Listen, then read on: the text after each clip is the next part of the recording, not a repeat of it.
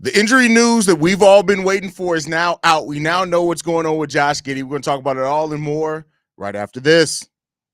You are now tuned in to Chicago Bulls Central, hosted by Hayes, your number one spot for all things Chicago Bulls.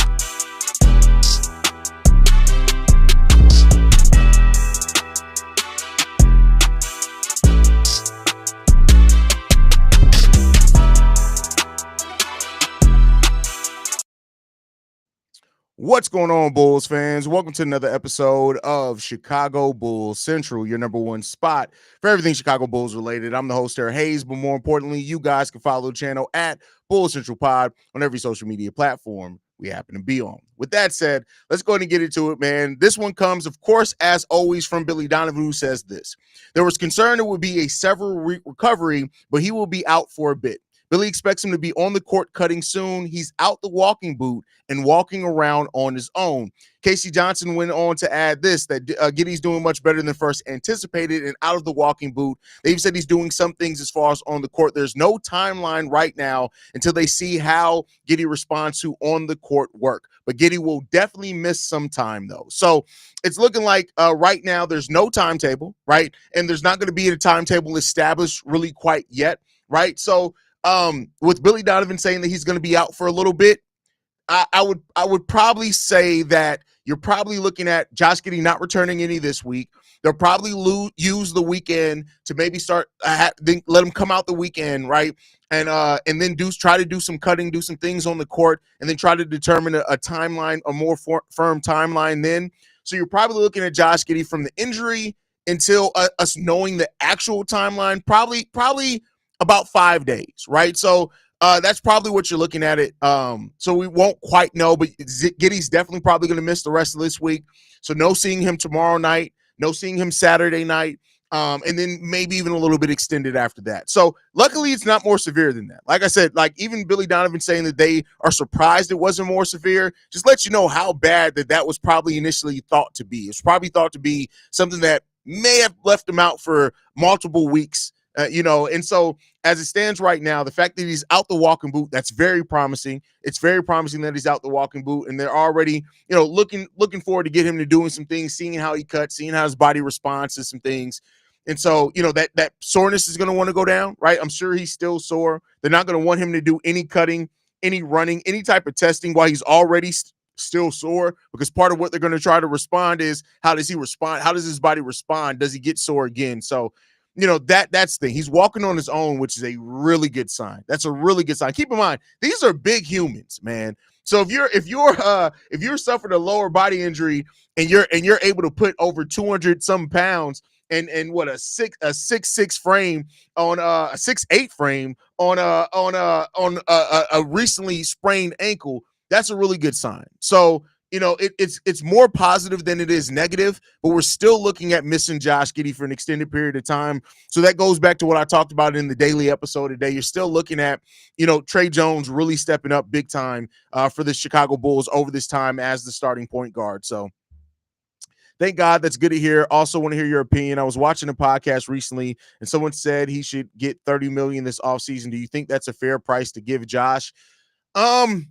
I mean, I'd have to look at like what other deals that have gone out there. I still think, honestly, a fair price for Josh is about 22 to 26 million. Is just off the top of my head, that's a fair price for him. You should not allow a glimpse, right? I'm sorry, unless Josh Giddey plays the way that he has been from now to the end of the season. Now knowing he's going to miss some time, you can't allow just a glimpse, just basically a 9 game, even though he's improved over the last month and a half, right? But these last 9 games have been all-star numbers, right? So you want to look and put all the data together. So I still think like 26, 20, maybe you can get up to about 28 is probably about where it is, but we'll see. We'll see. Random Blank says we lucked out. Definitely. Man, didn't they say the same shit when Ball went down? Yeah, but Ball's was different. Ball had a grade 3 wrist injury, which could have almost ended the season. Like he was very close to needing surgery that would have ended the season. They had to stabilize the wrist. Giddey doesn't even have a walking boot on anymore. So those are two very different things. If he still had the walking boot on and a brace, then I'd more compare it to the Lonzo injury. But Lonzo, they had to stabilize it because if that thing would have moved, it could have at any time popped and been a season-ending injury. The fact that he can still walk on his own makes me think that it's not that bad. Again, yeah, you're right. Not that bad, right? For us, right, we probably dealt with it and kept it moving. But for an athlete, it's different, right? Just because they can walk on something, it's a whole different level of physicalness that they have to be able to achieve. So that's where you get at there, right? So Giddy might miss the West Coast trip. That's probably a high possibility, I would say, brother. The crazy thing is that it was more severe. The Bulls would have downplayed it for a week before telling us the truth. So the fact we got info this soon is a good sign. Yeah. Oh, listen, if it was more severe, the Bulls would have just been like, we still got to evaluate him. And then people would have been like, well, I saw Josh Giddey walking with a crutch outside the UC. We'd have been like, what? So you're exactly right on that one, bro. Exactly right. Triple B says your setup is goated. Haven't gotten your videos in my feed for a good while, man. Oh, thank you, bro. Like, yeah. We upgraded the set back in December. I did that for my birthday. This new set was an upgrade for my birthday. So, do you think he'll be back before the Kings game on the 20th? Man, that's 8 days away.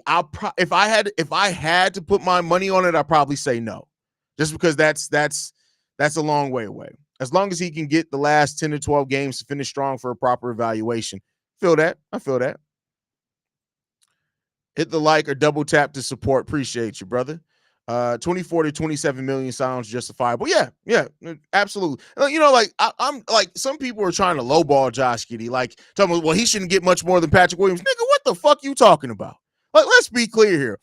Josh Giddey affects the game 100,050 million more ways than what Patrick Williams has ever done, right? So if anybody tries to have even brings up Patrick Williams' contract, unless they're saying, well, Patrick got 18, so Giddey should at least get 8 million more than that, they're like, that's okay. But if they try to say, well, they only gave P. Will, so they're not, tell them Hayes says, shut the fuck up. Just tell them Hayes said that, man. Please just don't let me see more of Javon. Unless Lonzo's coming back too, you're probably going to see more of Javon, brother. This mean our bench gonna have to step up like Kevin Huerter, Dalen Terry. Well, keep in mind now our bench has already kind of gotten to step up. P. Will's back, which I know P. Will isn't amazing, but he can do some defensive things for you. He can hit some 3 points for you.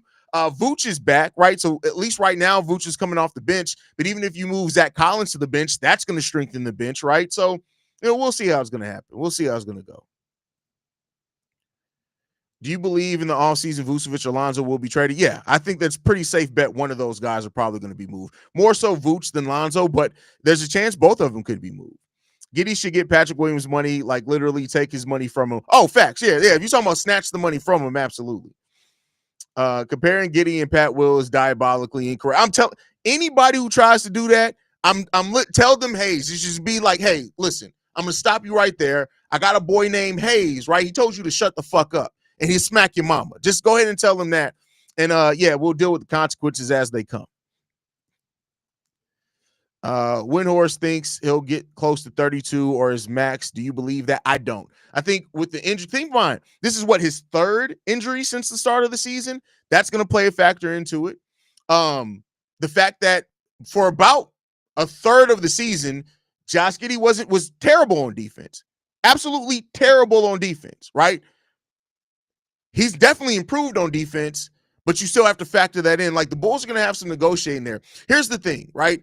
I think that if he gets 4 years, right, because he may not sign the full 5-year max. He may be. He's only 22 years old. So even at the 5-year max, he'll be 27 when he gets back into free agency, still in his prime. But I don't see over 30 million. Now, if they do, cool. If that's what they do, that's what they do, but we'll see. In the offseason, to try to make room for Jones, they could. I think overall they're just going to be trying to make trade players that aren't part of their future. Like moving Vooch, I don't think has anything to do with Jones necessarily. Now, it could help you free up keeping Jones, but I don't think you're moving Vooch just to try to re-sign Jones, if that makes sense. Like they were going to move Vooch anyway. Damn, you think Zoe could be traded that soon, still after signing an extension? Absolutely.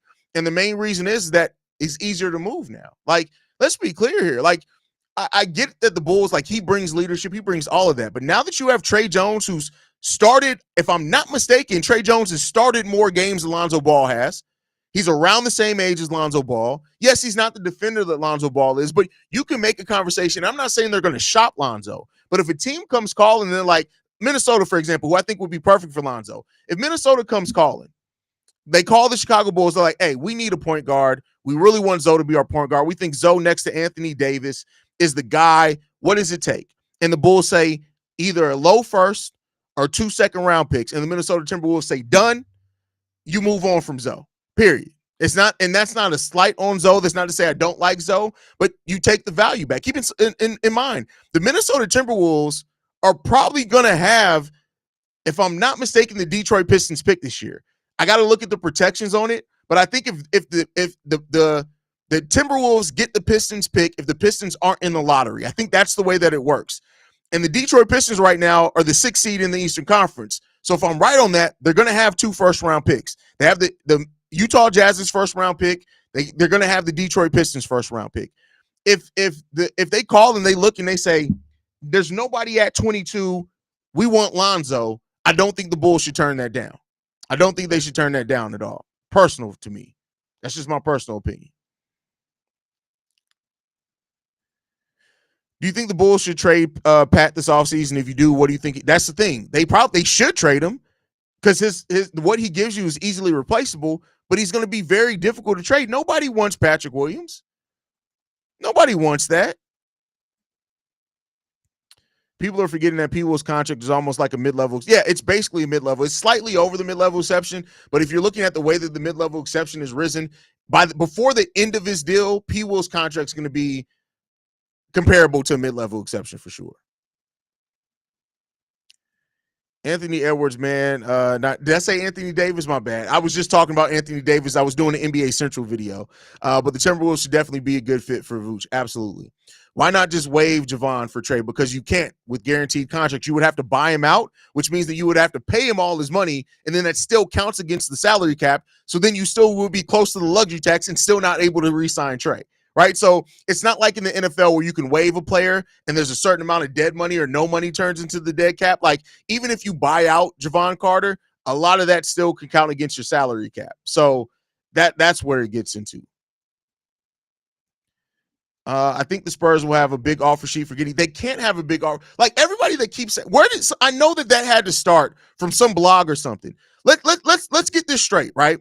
So the Spurs already have a point guard that can shoot threes, space the floor, and is a more seamless fit with Wemby, right? They have more draft picks. They have Stephon Castle, also who they did not move up. They kept all of the picks that they owe, and you think that right now they'd want to jumpstart their rebuild even further by adding another $30 million contract for Josh Giddey? That's not going to happen. Like, where are people getting this? Where are people getting this? On top of that, let's be clear. They only have $8 million in tax space. Do you think Josh Giddey's going to take an $8 million contract? Where do y'all get this shit from? Do y'all just be sitting there and be like, oh, we heard that the Spurs were willing before they got for De'Aaron Fox to trade a first for Giddey. They didn't do it. Boom, they're going to prepare a big offer sheet. They don't have the money anymore. They just got a $40 million contract.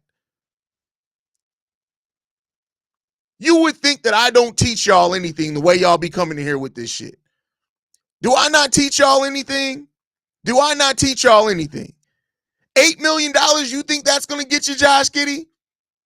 You think that's going to, and keep in mind, even if they were to try to sign and trade Josh Giddey, only half of his base salary go towards matching the contract. So which means that even if he signed a $35 million contract, only $17 million will go to matching anything. What are we doing? Man.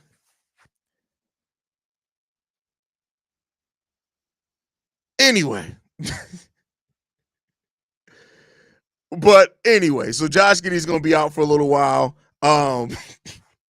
Let's wish him a speedy recovery, man. Let's hope that that's going to be the best thing for Josh Giddey. Let's hope, like, you just want him to rest up, right? And Josh Giddey, he's only been injured here on the Chicago Bulls a couple of times, so I don't know if Josh Giddey's somebody who comes back and finds his momentum really quick after back from injury, or if he takes a little bit while. But we'll see. We'll see. what happens there. But all right, man, I appreciate you guys so much for tuning in to this midday real quick episode. Make sure you guys follow us at Bull Central Pod. You send us any feedback, questions, comments, concerns, bullcentralpod@gmail.com. Lastly, if you want to leave a text message and our voicemail for the mailbag, the number to do so, 773-270-2799. We're the number one spot for everything Chicago Bulls related. Thank you guys for tuning in. Love you guys. Go Bulls. See red.